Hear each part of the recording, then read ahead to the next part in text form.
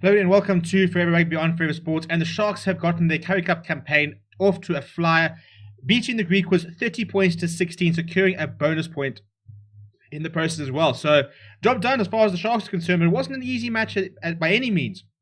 And to be honest, it's always difficult to go to Kimberley and get a bonus point. You know, it's a difficult place to play. And I thought that the Griquas actually had their opportunities, and if they had taken them a little bit better, they could have actually made a bit of a game for it. I think the first half was very close. I mean, it was 6 points to 10 at half time. It was a very close game, but the Sharks came out early in the second half and they put the game to bed. 2 quick tries as well as a penalty, and they extended a 15-point lead very early in the second half. And that was kind of where it was. After that, it was very much an uphill battle for the Griquas. They had their chances, though. They definitely had their chances, and I think there's a lot of good players in the Griquas side. Some very nice tries being scored. I thought Edwin Cater is a very, very nice finisher. And, he scored a brilliant try. Was a major contributor to the second Griquas try as well.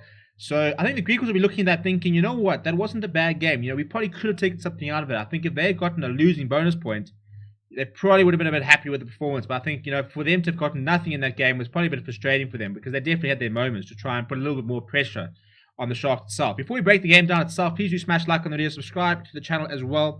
So the first try of the match, well, first of all, we had an early penalty from the Griquas in the 3rd minute that George Whitehead slotted, but the Sharks responded a few minutes later as Boeta Chamberlain added the drop goal, very nice drop goal out of nowhere. They were on the attack line, just behind the 22, and Boeta Chamberlain kind of just looked up and decided, I'm going to slot one quickly. But the Griquas then responded about the 13th minute as George Whitehead split the poles again. But then a very, very nice carry. It was a good inside ball from Marius Lowe, a nice carry from Thembelani Boli, and a very good offload to Jaden Hendricks, who then found his captain, Pepsi Buthelezi, contender for man of the match. He was brilliant on captaincy debut, and he went over for the first try in the 21st minute. Chamberlain added the rest. And that's to say, it was 6 points to 10 at half time. But literally, when they came off from half time, 43 minutes, Sharks got their first penalty. 49th minute, Jeremy Ward went over. Boeta Chamberlain added the extras, and then 51 minutes, Hiron Andrews. And that was kind of the nail in the coffin. Very good awareness from Jaden Hendricks for that. So I think he's got 2 try assists actually during that game, I suppose, because he assisted Pepsi Buthelezi as well as Hiron Andrews. But the Griquas did hit back quite quickly. As I said, a very nice try from Edwin Cater. The conversion was missed by George Whitehead. And then Sinampilo Gumedi got a yellow card for the Sharks in the 61st minute, and the Griquas were kind of parked in the Sharks' half. And that was really the opportunity for the Griquas. If they had managed to get a try then, 14 men for the Sharks, that could have been a big moment. However, Harney Sergil then got himself sent off with a yellow card in the 65th minute. And even though the Griquas managed to score a try in the 74th minute through Daniel Kasenda, it was too late. And then the Sharks, literally in the 80th minute, in the final minute of the game, managed to go over through Kieran van Vuuren to get the bonus point. So if we're looking at the stats, it was 57% possession, 43% to the Sharks. Same as the territory was also 60% to 40% in the Sharks. So they did dominate most of the proceedings, but not as much as I think that they would have liked to. Territory was much more even in the second half, as was the possession. 4 tries to 2. The Griquas ran 273 meters to the Sharks 322. There was quite a lot of back and forth at one stage. So there was some very entertaining moments. It wasn't a bad game to watch at all. And the defenders beaten the Sharks 20, for the Griquas just 9. But it was at the breakdown that the Griquas were a bit of a menace. They won 10 turnovers to the Sharks 4. Quite a few offloads from the Griquas as well. And if we're looking at the tackles, though, probably a department that the Griquas will want to sort of try and fix a little bit. A 79% tackle success rate, making 96 of 122 tackles. And on the flip side, Sharks were asked to make 55 tackles, and they made 47 of them. Line-out success wasn't great for the Griquas. They lost 2 line-outs, 12 out of 14. Better for the Sharks, who won 15 out of 16.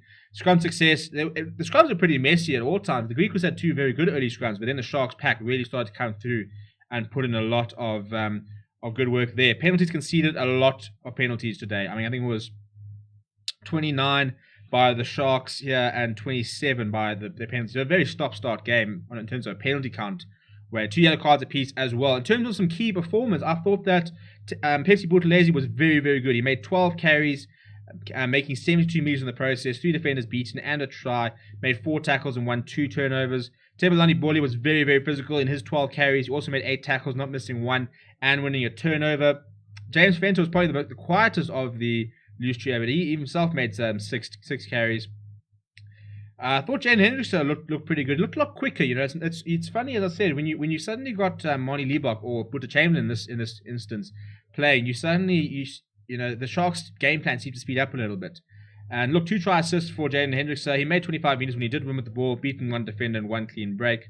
For the Griquas, I thought Edwin Keita is a very, very nice finisher. I mean, he made 2 clean breaks, made all his tackles, had to make 6 tackles, scored a try, 2 clean breaks, 2 defenders beaten, 102 meters run, 2 offloads. I thought, in a good day's work, he'll be very happy with his contributions. Daniel Casenda was also full of running. He made 111 meters, beating 6 defenders, 2 clean breaks, 3 offloads, making 100% of his tackles as well.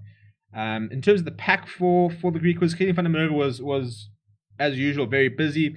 Just the 1 carry, but he made 15 tackles, missing 3, but he won 3 turnovers on the ground as well. So a pretty good day in the office for him. And Ruan Steenkamp, I thought, was pretty solid as well. Made 14 tackles, 6 carries. So, yeah, as I said, I think a lot of positives for the Griquas, but I think that we're looking at that game and thinking we should have got something out of it.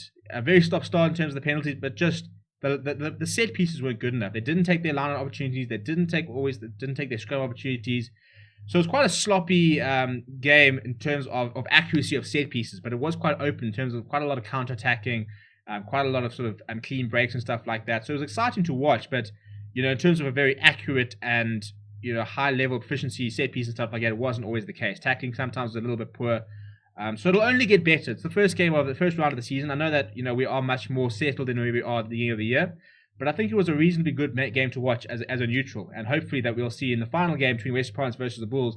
I'm hoping that Bulls side will look and say, you know what, the Pumas were the underdogs and thrashed the Lions. The Griquas definitely put up a decent fight, despite the fact that we are pretty much all in debut. Let's go and try and have a go at this Western Province side and make them fight hard for the victory. We'll be live for the Western Province versus Bulls game, as well as the Benson versus Bulls game tonight. So subscribe to the channel right now. That means you get a little notification when we go live. Smash a like on the video as well. My name is Steven. Thank you very much for watching, and I'll chat to you soon.